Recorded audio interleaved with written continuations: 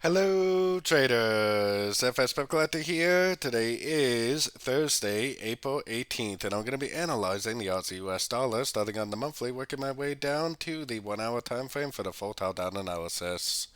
So on the Aussie dollar, I still think this is a big WXY. I still think this is actually in a wave C of wave Y, and I still think it needs to go up and most likely take out these highs and end up looking something like that on the monthly time frame, which will definitely take a very long time to play out. Heading down to the weekly time frame, I still think this is a wave 1 of C. I think this is a 2 of C.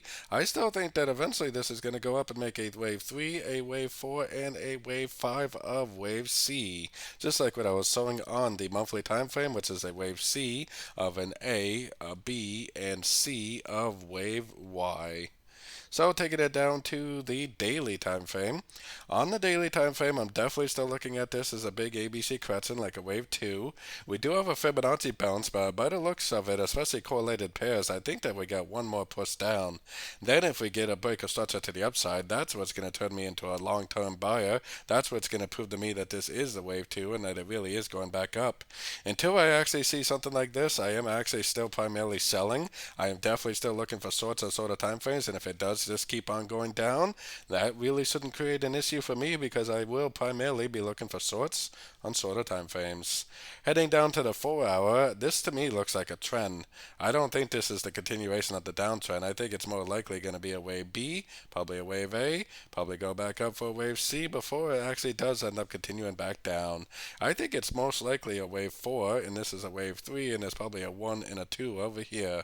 So I think it is likely to go down, probably respect this level. Then, like I said, if it goes up and breaks structure, that's what's going to turn me into a long-term buyer on the Aussie dollar. Heading down to the 1 hour time frame, like I said, this definitely looks to me like a trend. It does not look like a crescent. I think it's a wave A.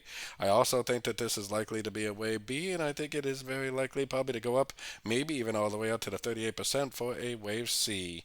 Then, once this ABC crescent is over, I would try to go long at the end of a wave B, trade the wave C to the upside.